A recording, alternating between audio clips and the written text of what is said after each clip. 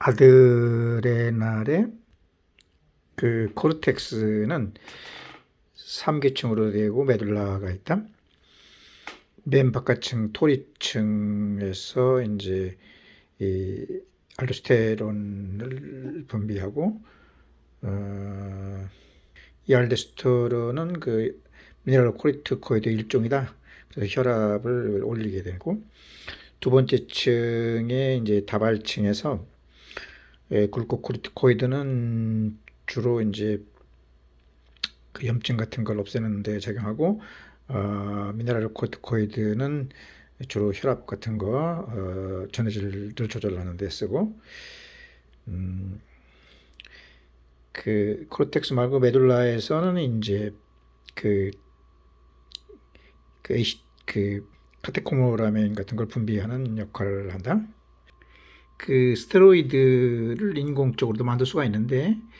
이 글루코코르티코이드에 해당되는 그 스테로이드는 덱사메타손이라든가 트리암시놀 같은 것이 있고, 프리데니솔이 아니라 메틸프로델리손 같은 것이 있어가지고 주로 항염 작용을 하고, 혈압을 올려주고 그 염류를 조절하는 것이 미네랄코르티코이드인데, 여기에는 이제 하이드로코르티손이라든가 그 프레드니솔론 같은 것이 소론도 같은 것이 있어가지고 컨넥티브 컨스트럭티브 페리카다이티스 등의 혈압을 올릴 때에 쓰는 것들이라고 하는 것이고,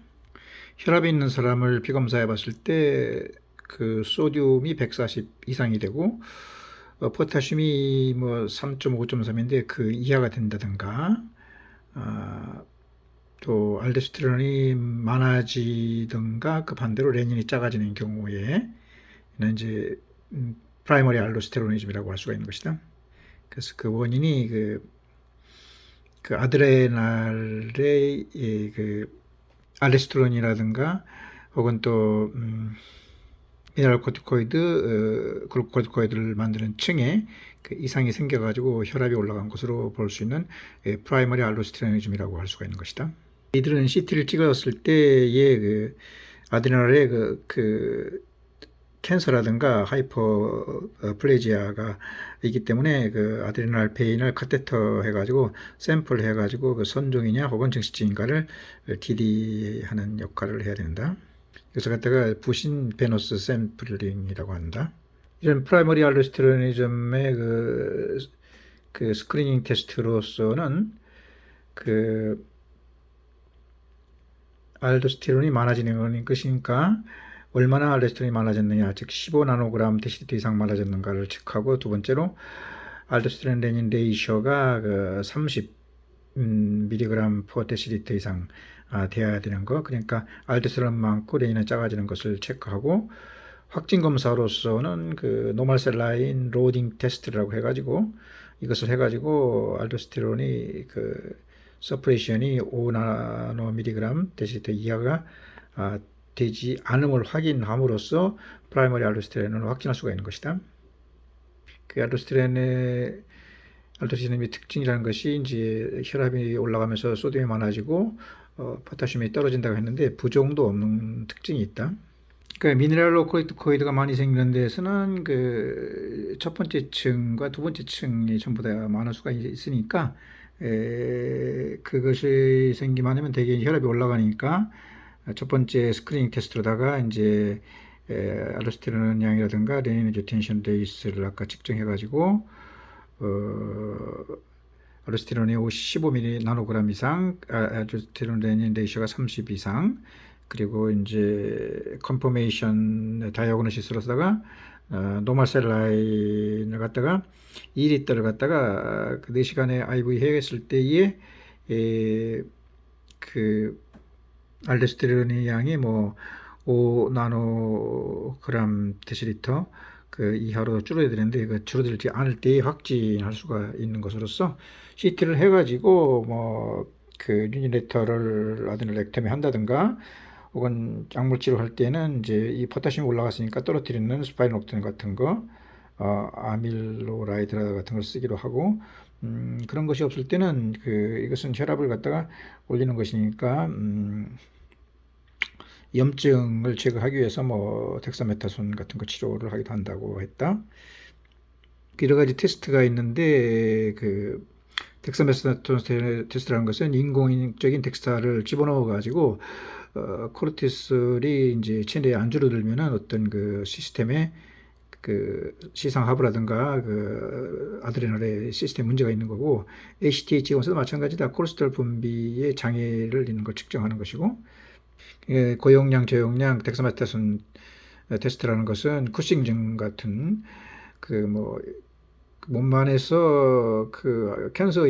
있던 혹은 또 많이 외부에서 했던 간에 그것을 검사하는 방법이고, HTH 검사도 이제 아드레날린 인서피션시를 포함해 가지고 스테로이드 이상이 있는 코르티솔 이상이 분비 이상이 있는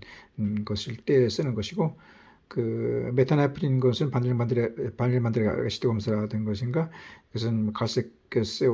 페오크로마토점이 페오크로마토마가 이제 메들라에 있어서 HTH를 많이 분비할 때 테스트하는 검사라고 할 수가 있겠다. 프라이머리 알도스테론이라는 것은 말 그대로 알도스테론이 많아지는 것이고, 이건 미네랄 코르티코이드, BP나 미네랄을 조절하는 것이고, 레널 아터리가 작아가지고 생기는 레널 아터리 스테노시스가 있을 때에는 신혈관 고혈압에서 이때는 알도스테론이 아니고 레닌이 과다 분비된다는 것. 그리고 이제 페오크로모사이토마 같은 것일 때는 소변에서 뭐 바닐만드레게시드라든가 메타네프린, 카테코라민 이런 것이 많아진다는 것이고, 쿠싱 신드롬에서는 코르티솔이 많이 분비되는 것이다. 스트레스 물질인. 코악테이션 오브 에어테가 되면은 이제 막힌 쪽이 상당히 혈압이 떨어지게 되고 안 막힌 쪽은 올라가게 된다. 즉 대개 코악테이션 오브 에어테가 있으면 하지가 낮고 상지가 높게 되는 것이고, 서브클레비언 아터리 쪽이 막히게 되면 팔은 약하게 되고, 이제 다리는 정상이 되는 뭐 다카이아스 질환에서 많이 나오는 것이고, 이런 질환들은 대개 이제 2차성 고혈압으로다가 1차성 고혈압에 약을 써도 안 될 때에 이런 것인가 검토해 봐야 되는 것이고, 좀 빠진 것이지만 에오틱 다이섹션 원이라는 것은 주로 고혈압이지만은 마판 신드롬 같은 중막 이상이 있는 거라든가 혹은 또 다카이아스 디지즈 같은 경우에 많이 생기는 것이고, 또 페리카르디티스 치료할 때의 논스테로이드 엔티인플라메이터리 중에서 대표적인 게 아스피린이었다는 거, 그다음에 인도메타신, 이보프로펜 같은 것이고, 페리카르디티스일 때 통증이 어깨로 간다는 것은 기원이 심장이라는 거, 어깨로 뻗치는 질환의 기원이 심장이기 때문에 페리카르디티스 때도 이제 왼쪽 어깨로 뻗치는 통증이 이제 스테미처럼 있다는 것을 주의해야 되고, 스테미와 다른 점은 이것은 앞으로 수그리면 페리카르디티스 때는 좋아진다는 것을 염두에 둬야 된다. 근데 이 페리카르디티스는 왜 잘 생기냐 하면은 이제 심한 경우는 에피오진이 차가지고 탐포노이드가 올 수 있는데, 이것은 스테미 같은 것을 갖다가 이제 퍼큐테니어스 코로너리 인터벤션, 그러니까 스테미 환자를 갖다가 PCI 햇을 하고 난 다음에 여러 가지 원인에 의해서 이제 페리카르디티스가 생기게 되는 것으로서, 심한 경우는 EFU진이 많아가지고 탐포노이드가 생긴다고 했고, 비크스트리아드처럼 주글로빈이 벌징되고 심음이 작게 되고 그리고 혈압이 떨어지는 증상을 나타내고, 근데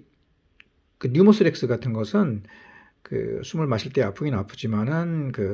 자세와는 관계가 없고 뭐 뻗치는 것도 없다 왼쪽으로. 그다음에 위식도 역류 같은 경우도 이제 타는 듯한 것이 있지만은 뭐 스테미처럼 혹은 페리카르디티처럼 뻗치지도 않고 호흡 주기와도 관련이 없는 것이고, 갈비 연골에 통증이 있을 수 있는데 이것은 당연히 이제 어깨로 뻗치지도 않으면서, 왜냐면 심장에서 기인한 것이 아니니까. 위식경우도 마찬가지도. 근데 이제 갈비 연골통이라는 것은 지속적이지 않는 거. 그리고 이제 스테이블 말고 언스테이블은 거의 스테미에 가까이 왔지만 그래도 아직까지 심장에 기인했다고 볼 수가 없으니까, 그 왼쪽 팔로 뻗치는 통증은 없고 호흡 주기와도 관련이 없는 것이 언스테이블 그 앵기나의 특징이라고 할 수 있겠다.